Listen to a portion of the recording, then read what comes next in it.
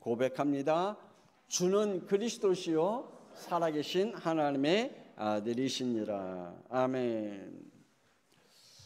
여러분이 할 수 있는 게 얼마나 될까요? 내가 스스로 할 수 있는 능력은 얼마나 될까요? 어떻게 보면 가장 중요한 부분은 내가 선택할 수 없는 부분이고, 내가 선택할 수 없는 부분이 더욱 많이 있음을 우리는 하나하나 찾아보면 깨달아지게 됩니다. 특별히 그 중에 우리의 가문을 내가 선택할 수 있다. 우리의 가정을 내가 선택할 수 있다. 내 부모를 내가 선택할 수 있다. 이거는 불가능한 선택이겠죠. 또 우리가 할 수 있는 선택은 아닙니다. 저는 예수님 믿고 난 이후에 늘 내 미래의 가정을 두고 기도해 왔습니다. 우리의 가정과 같은, 내가 만난 우리 부모님과 우리의 가정과 같은 그러한 가정을 만들지 않았으면 좋겠다. 가난한 가정, 그리고 우리의 자녀들에게 저주의 유산을 물려주지 않는 가정, 그러한 가정을 놓고 나름대로 기도해 봤습니다. 특히 저는 결혼을 놓고 5년 동안 집중 기도를 했습니다. 때로는 금식 기도도 하고, 때로는 작정 기도도 하고, 어떻게 하면 가정을 복음의 가정으로, 하나님이 기뻐하는 가정으로 만들어갈까 나름대로 결혼을 준비했고, 결혼에 대한 관계된 책을 5권 이상 읽고, 또 제가 여자에 대해서 전혀 알 수 없기에 여자에 대한 책도, 이해하는 책도 읽어보았습니다. 그리고 가정을 이루는 도움을 어떻게 만들어갈까라는 책도 읽어보았습니다. 그러면서 제 나름대로 만들어 봤습니다. 부부관계를 어떻게 만들어갈까? 그리고 자녀의 관계를 어떻게 만들어갈까? 그리고 우리의 가정, 새롭게 만들어질 가정의 분위기를 어떻게 만들어갈까? 나름대로, 제 나름대로 계획하며 또 준비도 해봤습니다. 그런데 안 되더라고요. 책도 읽어봤고, 기도도 해봤고, 준비도 해봤고, 계획도 세웠습니다. 근데 가정과 결혼 안 되더라고요. 결혼과 가정은 참고, 인내하고, 사랑하고, 희생하고, 용서하고, 덮어주고, 감싸주면 행복해질 줄 알았습니다. 근데 안 되더라고요. 그런데 안 될 이유를 성경 속에서 발견했습니다. 가장 중요한 한 가지를 몰랐어요. 한 가지만 분명히 확인되고 깨달았으면 알아갈 수 있을 텐데 한 가지를 몰랐어요. 인간에게 근원적으로 가지고 있는 창세기 3장의 원죄성을 저는 몰랐어요. 그 원죄성이 우리에게 얼마나 파괴시키는 존재인지 저는 몰랐어요. 내 자신을 파괴시키고, 내 미래를 파괴시키고, 우리의 후대를 파괴시키고, 우리의 가정을 파괴시키고, 이 파괴시키고 있는 원죄성이 무엇인지를 저는 잘 몰랐어요.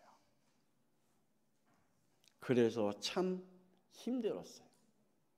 결혼 생활이 얼마나 고통스러운지, 얼마나 힘든 건지, 때로는 날마다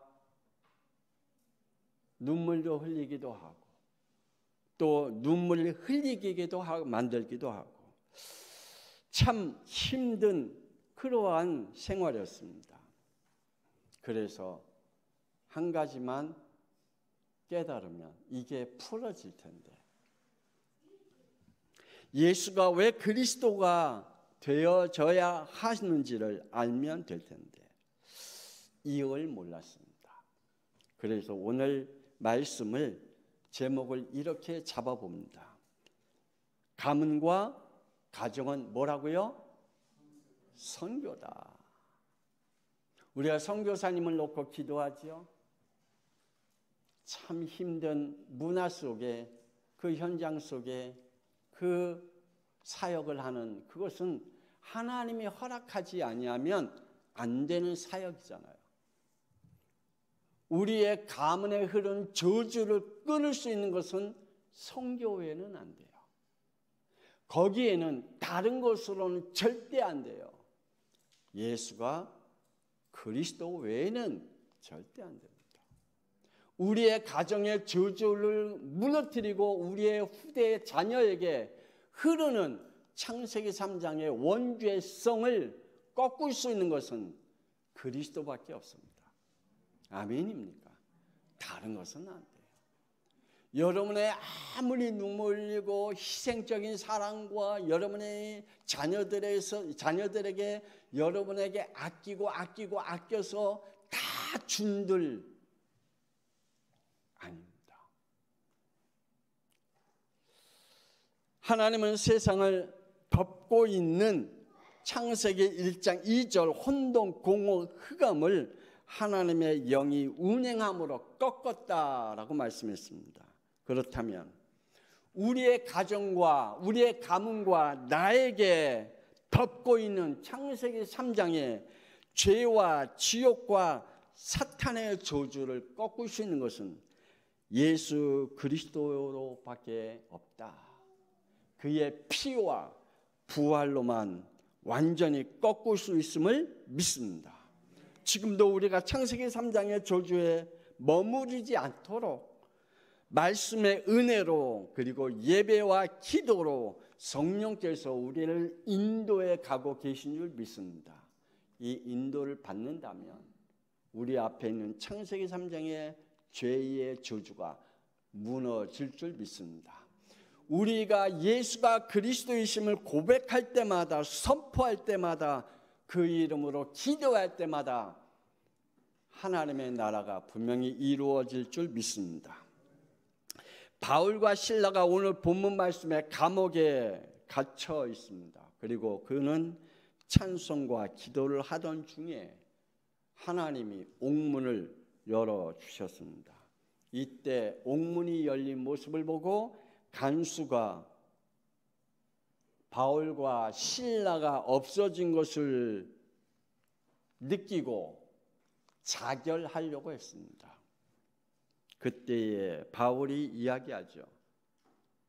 우리가 여기 있다. 도망가지 않았다. 옥문이 열렸지만 도망가지 않냐고 여기 있다라고 이야기를 합니다. 이때에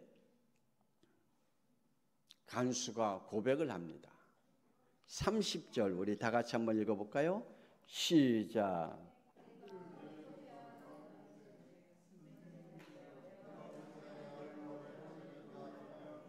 그래요. 선생님들이요. 내가 어떻게 해야 구원을 받을 수 있으리까? 이 간수가 멋있는 고백을 하죠. 이런 고백을 할 수 있는 것은 하나님의 은혜일 겁니다. 하나님의 은혜가 임하지 않냐고 어찌 이러한 고백을 내가 어떻게 해야 구원을 받을 수 있느냐라고 고백할 수 있을까? 우리의 자녀들이 어떻게 해야 구원을 받을 수 있습니까? 라고 고백할 수 있다면 그 가정은 하나님이 이러한 축복을 주시겠죠. 31절 시작. 주 예수를 믿어라. 그리하면 너와 내 집이 구원을 받으리라. 아멘. 바울이 선포한 이 말씀이 우리의 자녀들에게, 우리의 가정에 임할 줄 믿습니다. 이 말씀이 결국은 32절에 이 축복입니다. 다 같이 시작. 주의 말씀을 그 사람과 그 집에 있는 모든 사람에게 전하니라. 아멘. 그 사람과 그 집에 있는 모든 사람들에게 전했다.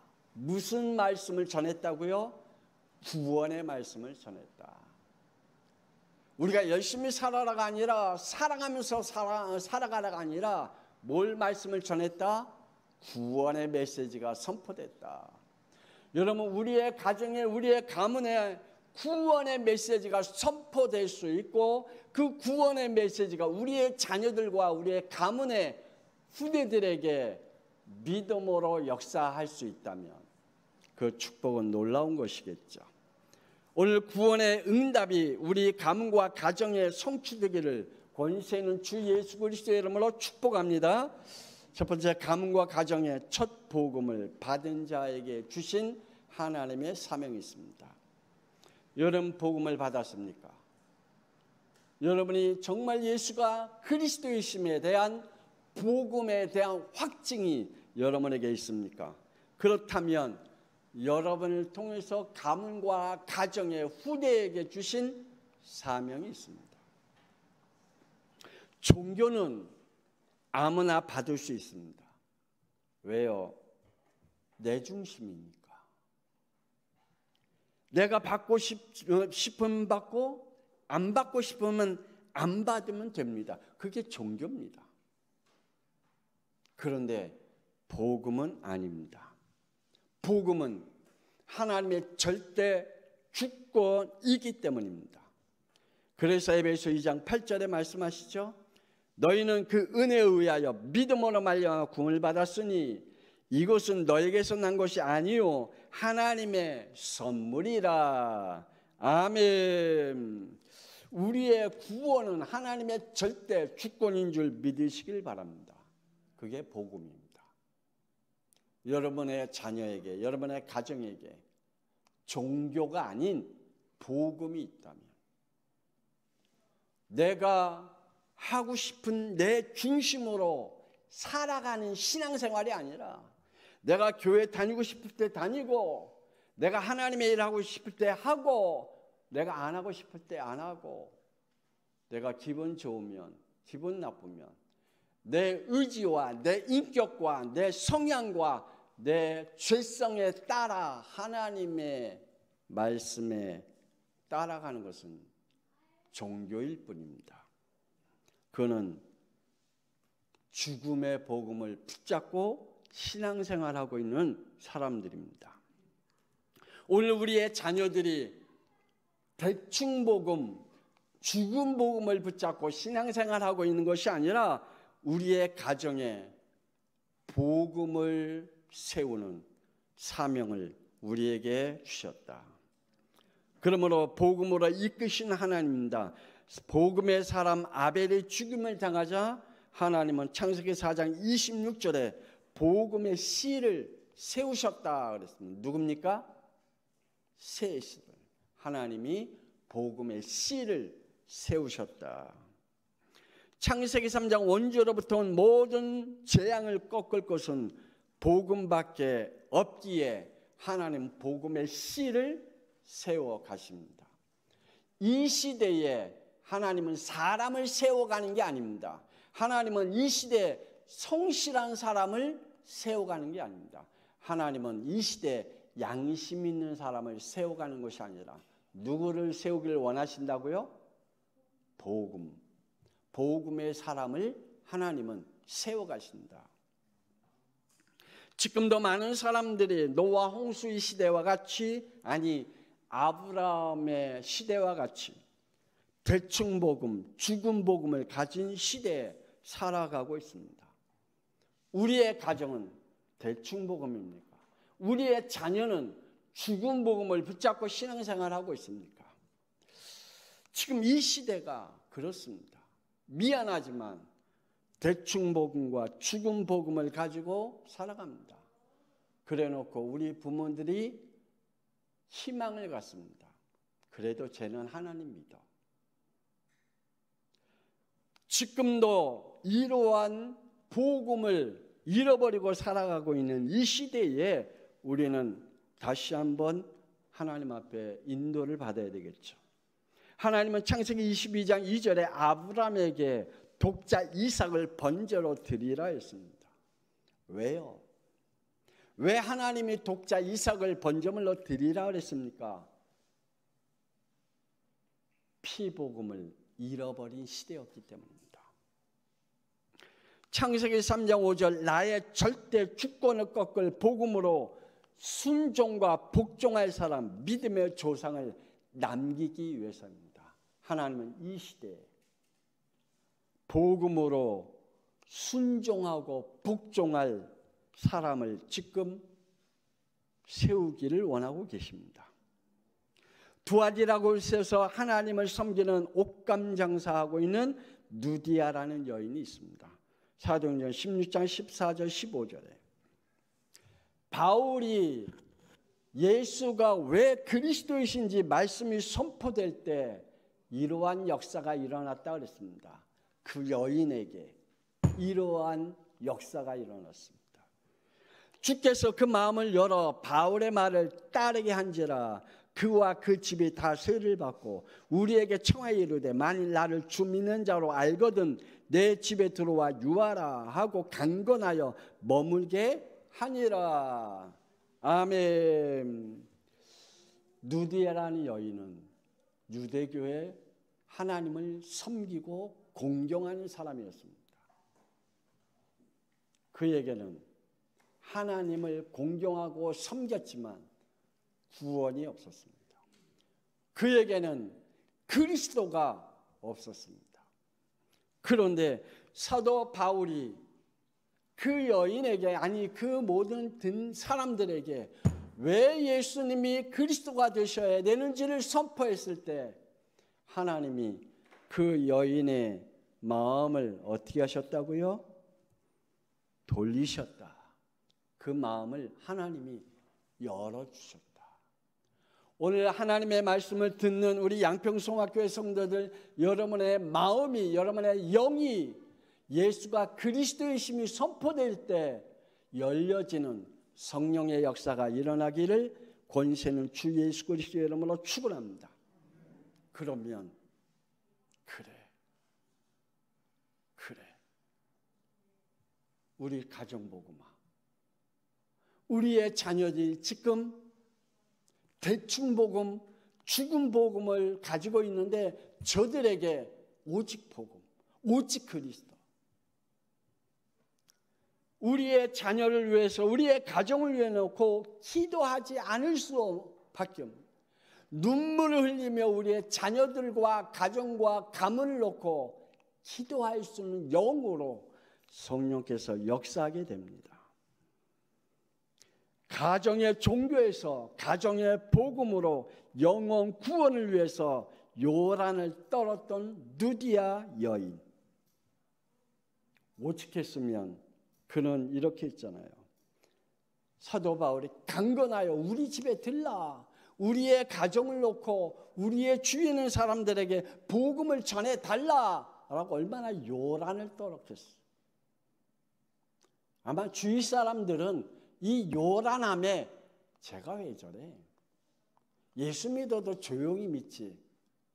하나님 믿어도 있지만 하나님 앞에 있지만 조용히 믿지. 왜 이렇게 수다를 떨어? 왜 이렇게 요란해? 그런데 이 누디아 여인은 요란할 수밖에 없습니다. 수다를 떨을 수밖에 없습니다. 왜요? 자기가 만난 그리스도가 누군지 알고 있기 때문에. 그 전에 하나님을 만나지 못한 종교 생활에서 하나님을 만난 복음 생활이 그리스도이기에 그는 그 그리스도의 말씀이 우리의 가정과 우리의 자녀와 우리의 식구들과 우리의 가문에 선포되기를 원했던 것입니다. 그 축복이 그 여인을 통해서 가정과 지인들이 구원을 받게 되었습니다. 우리 양평송학교의 성도, 오늘 말씀을 듣는 저와 여러분에게 그리스도로 지금 요란을 떠는 이 누디아 여인과 같은 복음의 사람이 되기를 원합니다. 복음으로 결론을 내린 인생입니다. 사랑과 희생, 양심과 성실함이 아닌 창세기 3장 5절이 시작된 원죄 문제가 갈라디아서 2장 20절에 나의 창세기 3장 5절이 죽도록 위해서 기도해야 됩니다. 내가 죽도록. 내가 하나님이 되어져 있는 그것이 죽도록. 오직 창세기 3장 15절에 여자의 후손과 21절에 피복음인 그리스도로 결론 내린 한 사람이 필요한 시대입니다. 자기의 인생을 답을 가지고 창세기 6장 5절에 자기 계획을 세우는 시대, 그 시대에 하나님은 창세기 6장 14절에 방주의 결론을 내릴 한 사람이 필요한 시대입니다. 유대 종교의 흐름과 로마 시대의 흐름을 타고 가면 편안하게 무난하게 살아가겠지만 사도행전 1장 4절에 하나님의 시간표를 타고 가면 히브리서 11장 36절 38절에 때로는 조롱과 때로는 궁핍과 때로는 환난과 때로는 학대와 때로는 시련과 때로는 시험과 죽임을 당하는 일들이 찾아오게 됩니다. 이것을 두려워하지 않는 그러한 사람들을 하나님은 지금 필요한 시대임을 우리에게 말씀해 주고 있습니다. 여러분, 세상의 흐름, 가문의 흐름, 지금 시대의 흐름 타고 가면 싸우지 않고 스트레스 받지 아니하고 신경 쓰지 아니하고 살아갈 수 있어요. 편안해요. 그게 유익한 것 같아요. 그런데요, 복음의 사람은 그것과 영적 싸움을 하지 않으면 절대 안 됩니다. 영적 싸움을 하게 되면 많은 손해가 찾아오기도 해요. 때로는 내 모든 것을 다 잃어버릴 때도 있어요. 그런데요, 하나님은 그러한 사람이 필요한 시대래요. 두 번째, 하나님이 세우신 가문과 가정은 영혼 구원입니다. 하나님의 가정을 세우신 이유는 창세기 1장 28절에 후대를 생육하고 번성케 하여 복음의 바통을 잇게 하는 것이다 라고 말씀해 주고 있습니다. 가문과 가정에 흐르는 영적 재앙과 영적 싸움을 하는 저와 여러분 되어지길 주 예수 그리스도의 이름으로 축원합니다. 가문에 흐르는 저주, 가문에 흐르는 재앙, 영적 싸움을 하시기 바랍니다. 하나님은 이스라엘 백성들을 애굽에서 구원하실 때에 출애굽기 3장 19절에 분명히 이렇게 말씀합니다. 강한 자의 손을 치기 전에는 애굽 왕이 너희가 가도록 허락하지 아니한다. 저와 여러분이 구원받은 것은 사탄 마귀의 권세가 꺾이지 아니하면 구원받을 수가 없습니다. 우리의 가문의 저주와 재앙이 무너지지 아니하면, 사탄과 마귀가 붙잡고 있는 이 저주가 무너지지 아니하면 하나님의 축복이 우리에게 찾아오지 아니합니다. 오직 피복음만 우리를 살리게 될 줄 믿습니다. 복음으로 영적 싸움하지 않으면 안 됩니다. 복음으로 영적 싸움을 하시기 바랍니다. 육신의 피곤함이 있다 할지라도 복음으로 영적 싸움을 하시기 바랍니다.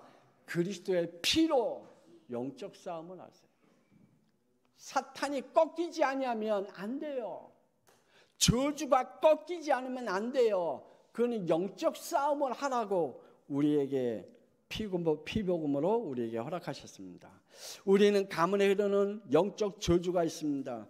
이건 모르고 애굽에서 나왔다가 이스라엘 백성들이 신나하다가 결국은 출애굽기 32장 1절에 이렇게 되지요.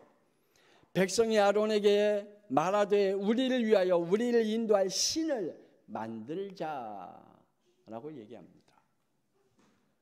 그들은 애굽에서 나왔을 때 신났을 거예요. 근데 얼마 못 가서 그들은 가문에 흐르는 영적 저주를 맞이하게 됩니다.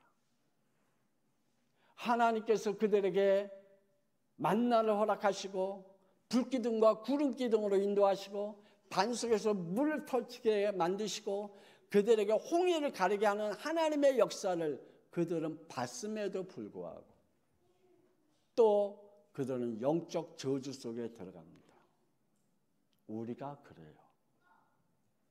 우리가 하나님의 구원의 역사를 늘 체험하고 축복을 받으면서도 영적 싸움을 하지 아니하기 때문에 영적 저주 속에 들어갈 때가 얼마나 많은지. 결국은 출애굽기 32장 4절에 금송아지를 만들고 하는 말, 우리를 애굽 땅에서 인도해낸 우리의 신이다 라고 말합니다.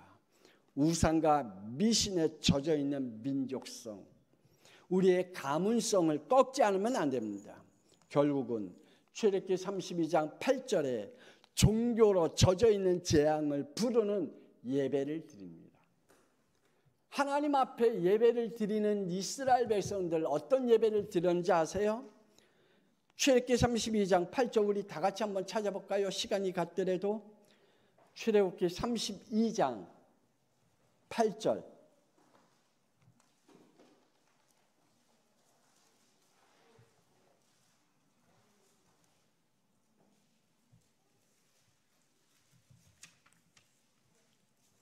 자, 시작. 그들이 내가 그들에게 명령한 길을 속히 떠나 자기를 위하여 송아지를 부어 만들고 그것을 예배하며 그들에게 제물을 드리며 말하기를 이스라엘아 이는 너희를 애굽 땅에서 인도해낸 너희의 신이라 하였더라. 하나님 앞에 예배는 안 드리고 금송아지에게 예배를 드려요. 세계 복음화를 향한 예물은 걷어치우고 금송아지에게 예물을 드려요. 우리가 그래요. 우리가 이 복음으로 붙잡지 아니하면 우리와 우리의 자녀와 우리의 가문과 우리의 후대가 우리의 가문에 흐르는 저주 속에 그대로 빨려 들어갈 수밖에 없습니다. 그래서 이곳에서 우리가 빠져나오지 않으면 안 된다. 가문과 가정 영혼 구원입니다. 하나님 말씀하십니다. 사도행전 16장 31절 다 애우죠. 시작. 주 예수를 믿으라. 그리하면 너와 내 집의 구원을 받으리라. 아멘. 이 말씀이 여러분의 가정에 성취되기를 원합니다. 노아와 자녀들과 며느리들이 방주를 만들 때 사람들이 얼마나 조롱을 했고 비웃었을까요? 그런데 그들은 방주 복음을 붙잡았습니다. 그리고 그걸 붙잡고 영적 싸움을 했습니다. 그리고 방주의 순종과 그리고 홍수의 재앙을 이겨 가정의 구원을 이루어냈습니다. 오늘 우리에게도 이 축복 있기를 원합니다. 복음에 순종하시길 원합니다. 그리고 홍수의 재앙과 싸우시길 바랍니다. 싸우지 아니하면 안 돼요. 바울은 기도합니다. 로마서 9장 1절 3절에 내가 그리스도 안에서 참말을 하고 거짓말을 아니하노라. 나에게 큰 근심이 있는 것과 마음에 끝이지 않는 고통이 있는 것을 내 양심의 성령 안에서 나와 더불어 증언하노니 나의 형제 곧 내 혈육의 친척을 위하여 내 자신이 저주를 받아 그리스도에게 끊어질지라도 원하는 바로다. 내 친척과 내 가정과 내 주위에 있는 모든 사람들이 구원받기를 원한다. 어느 정도로 내 이름이 생명책에 치워질 정도로 끊어질 정도로 그러한 마음으로 우리의 가정과 가문을 놓고 선교적인 사명을 가지고 여러분의 믿음의 축복이 있기를 원합니다. 마지막으로 나는 가문과 가정의 선교사다.